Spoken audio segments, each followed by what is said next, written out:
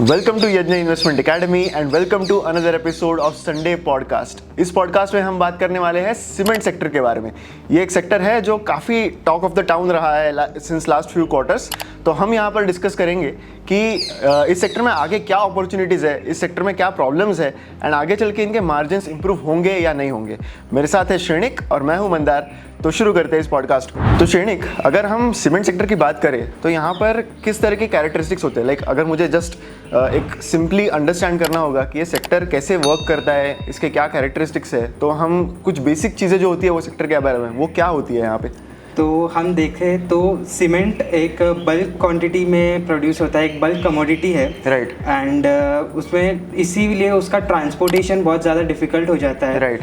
And cost structure के wise अगर हम देखा जाए तो पावर का कॉस्ट जो है वो बहुत एक मेजर कंपोनेंट है सीमेंट इंडस्ट्री के लिए, राइट। एंड उसके साथ साथ ही जो ट्रांसपोर्टेशन कॉस्ट है वो भी इनपुट मटेरियल कॉस्ट से भी ज़्यादा बड़ा कॉस्ट होता है। राइट, मैं वहीं पे आने वाला था कि इनपुट मटेरियल कॉस्ट जो है उसके भी कंपैरिजन में, बिकॉज ये इतनी बल्क कमोडिटी है, सो ट्रांसपोर्ट एंड फ्यूल ये दोनों एक बहुत मेजर कॉस्ट होते हैं, राइट? यस। एंड यहाँ की एक और कैरेक्टरिस्टिक जो मैंने इसके बारे में पढ़ा है वो ये है कि यहाँ पर इसको एक B2C कमोडिटी इसलिए माना जाता है क्योंकि 60% जो डिमांड है सीमेंट की वो रेसिडेंशियल कंस्ट्रक्शन रिलेटेड होती है।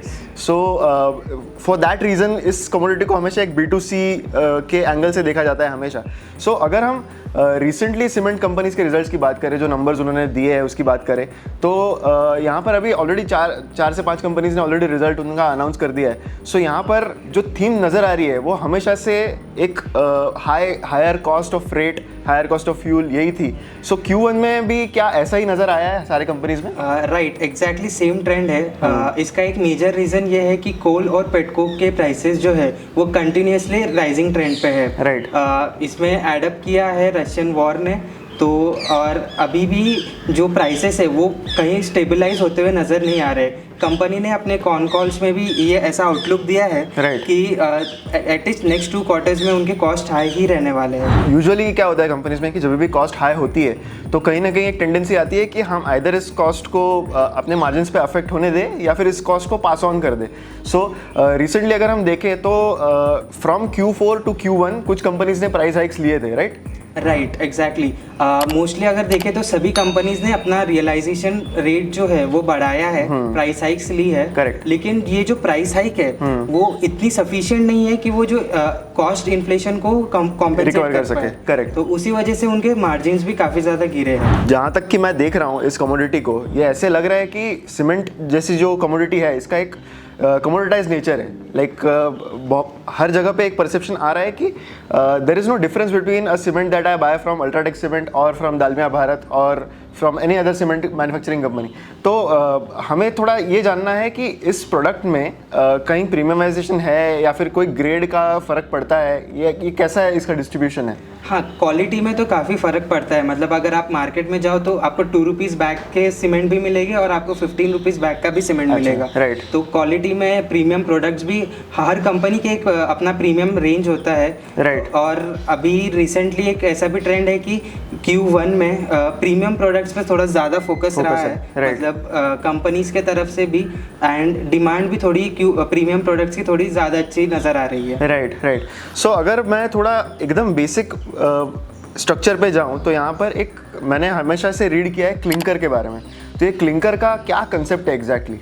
तो अगर हम पूरा सीमेंट मैन्युफैक्चरिंग प्रोसेस के बारे में देखा जाए तो सीमेंट बनता है लाइमस्टोन से, राइट। तो लाइमस्टोन को हम बॉईल करते हैं एंड उसमें कुछ एडिटिव्स होते हैं, राइट। और इसको बॉईल किया जाता है at a temperature of 1400 to 1500 degree Celsius पे। ओके। तो ये जब बॉईल होता है और उसको जब कूल डाउन करते हैं तब बनता है क्लिंकर। तो क्लिंकर सीमेंट का एक इंटरमीडिएट प्रोडक्ट है, इसको आगे हम जब ग्राइंड करते हैं तो ग्राइंड करने के बाद जो प्रोडक्ट बनता है वो होता है हमारा सीमेंट।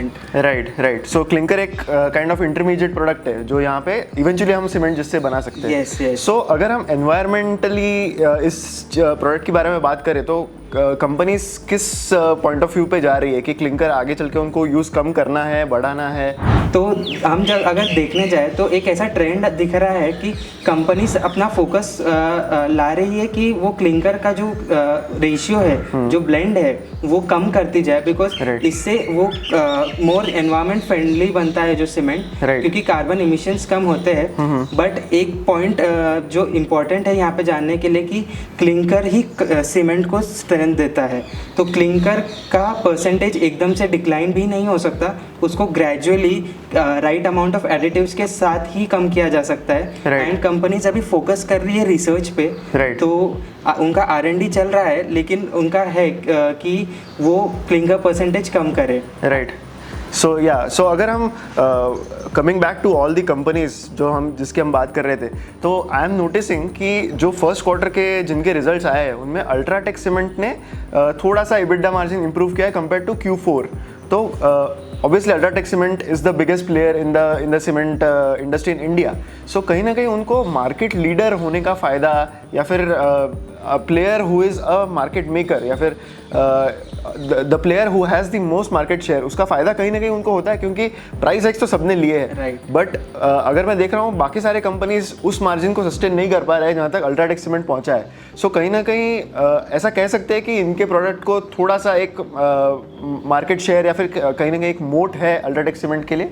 अल्ट्राटेक सीमेंट का सबसे बड़ा एडवांटेज ये है कि उनके पास उनकी कैपेसिटी बहुत ज़्यादा है, और उनके जो प्लांट्स है वो काफ़ी इवनली डिस्ट्रीब्यूटेड है। तो उस वजह से उनका ट्रांसपोर्टेशन कॉस्ट में जो लीड डिस्टेंस है वो कम होता है, और उस वजह से ट्रांसपोर्ट कॉस्ट कम हो रहा है। राइट। ये एक बहुत बड़ा कैरेक्टरिस्टिक है इस इंडस्ट्री में, बिकॉज यहाँ पे ट्रांसपोर्टेशन कॉस्ट इतना बड़ा फैक्टर है कि अगर मेरा मैक्सिमम डिप्लॉयमेंट कहीं साउथ इंडिया में होना हो एंड मेरा प्लांट अगर वेस्ट में हो, then it becomes a very big logistical problem, right? Yes, तो इसीलिए अभी कंपनीज फोकस भी कर रही है कैपेसिटी एक्सपांशन के लिए, और सिर्फ एक एरिया में नहीं बल्कि पैन इंडिया बेसिस पे अपने एक्सपांशंस को वो स्ट्रेटेजिकली लोकेट कर रही है। राइट। सो अगर हम बात करें सीमेंट की बात जब भी होती है तो रियल एस्टेट के एसोसिएशन में भी काफ़ी बार होती है।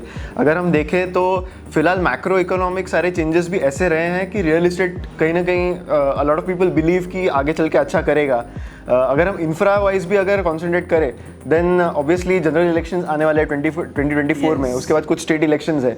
सो ऐसे टाइम में हमेशा इंफ्रा ये एक बहुत बड़ी थीम रहती है, राइट? सो ये एक बहुत बड़े टेलविंड्स हो सकते हैं सेक्टर के लिए, राइट? यस, क्योंकि हम एक ट्रेंड हमेशा से देखा है कि प्री इलेक्शन इंफ्रास्ट्रक्चर बूस्ट मिलता है। अभी भी जो हम करंट पॉलिसीज देखे सेंट्रल गवर्नमेंट की, जैसे प्रधानमंत्री आवास योजना, जो भारत माला का जो कॉन्सेप्ट जो प्रोजेक्ट लाया है वो, और साथ ही साथ जो इंफ्रास्ट्रक्चर प्रोजेक्ट्स है जैसे कि रेलवेज, मेट्रोज और एयरपोर्ट्स के लिए भी अभी मिनिस्टर सर ने बोला था कि नंबर ऑफ एयरपोर्ट्स वो करने वाले हैं from 140 to 220 by 2025। Right. So obviously the macro economic environment अगर हम देखें तो बहुत सारे टेलविंड्स हैं यहाँ पर जो शायद इस सेक्टर को हेल्प कर सकते हैं ग्रो होने में। तो मैंने हमेशा देखा है कि अगर हम रियल एस्टेट की कुछ प्रॉक्सीज देखें, सो रियल एस्टेट में ऑब्वियसली रियल एस्टेट कंपनीज में इन्वेस्ट करना एक बहुत बड़ा रिस्क होता है, बिकॉज वहाँ पर एग्जीक्यूशन रिस्क है, वहाँ पर बोरिंग्स की रिस्क होती है, वहाँ पे और ढेर सारे रिस्क होते हैं। सो कहीं ना कहीं क्या हम कह सकते हैं कि if someone is bullish on infrastructure और कंस्ट्रक्शन और just real estate in general, तो एक प्रॉक्सी ऑफ रियल एस्टेट करके सीमेंट सेक्टर का इन्वेस्टमेंट कैसा हो सकता है? Definitely this can be a proxy sector for real estate, लेकिन ऐसा नहीं कि ये एक रिस्क फ्री सेक्टर है। राइट। हर इंडस्ट्री के, हर सेक्टर के, हर प्रोडक्ट के अपने अपने इंडिविजुअल रिस्क होते हैं। एग्जैक्टली। तो हाँ, बट अगर हम कंपेयर करना चाहें कि हम रियल एस्टेट जो कंपनीज है उनके जितने इश्यूज है, अगर हम उनको अवॉइड करके and not leaving the theme of infrastructure, अगर हमको किसी कंपनीज में इन्वेस्ट करना है तो हम सीमेंट सेक्टर के बारे में सोच सकते हैं। Correct. So now cement sector में लास्ट 3-4 मंथ्स में एक सबसे बड़ी डेवलपमेंट ये आई थी कि अंबुजा एंड ACC का मर्जर के बारे में, एंड ऑब्वियसली अदानी ग्रुप जो है that is now entering into this sector. So एक ऑलरेडी बहुत बड़ा प्लेयर है अल्ट्राटेक सीमेंट। नाउ अगर ये दोनों एंटिटीज मर्ज होके एक हुई आगे चल के, then they will obviously become the number 2 player. तो जो एक कंसोलिडेशन दिखता है सेक्टर में, इससे क्या हम ये कह पाएंगे कि आगे चल के जो स्मॉलर प्लेयर्स हैं उनके सर्वाइवल के लिए शायद मुश्किलें हो सकती है? बेसिकली अभी तो किसी भी कंपनी ने या अडानी एंटरप्राइजेस ने भी कोई क्लैरिफिकेशन दिया नहीं है कि वो मर्ज कर रहे हैं, जस्ट कि उन्होंने अभी सिर्फ स्टेक लिया है। और अगर हम देखने जाए तो एसीसी और अंबुजा की जो कंबाइंड कैपेसिटी भी देखते हैं तो वो भी around 70 million metric tons per annum है। राइट। तो वो काफ़ी नीचे है अल्ट्राटेक की, जिसकी कैपेसिटी करंटली है 120 million metric ton. Right. So obviously अगर नंबर 2 प्लेयर भी बन जाता है एसीसी अंबुजा, तो उनकी कैपेसिटी बहुत ज़्यादा नहीं है compare to other players. Right. True. So यहाँ पर अभी सीमेंट सेक्टर की जब बात होगी तो again one more important thing is, जैसे कि हमने ऑलरेडी कहा था कि फ्यूल एंड पावर, इसके कॉस्ट जो है वो बहुत ही मेजर एलिमेंट्स है। द इंटरेस्टिंग थिंग इज कि almost every major cement manufacturing player has a captive plant जहाँ से वो पावर सोर्स कर सकते हैं। सो इसके रिलेशन में यहाँ पे रिसेंटली काफ़ी एनर्जी, ग्रीन एनर्जी का एक थीम आ रहा है। सो हर जगह पे, not just in cement sector but हर जगह पे ग्रीन एनर्जी का थीम एक बहुत प्रेवलेंट दिख रहा है। We are seeing companies like Tata power, Adani going very bullish on the renewable sector.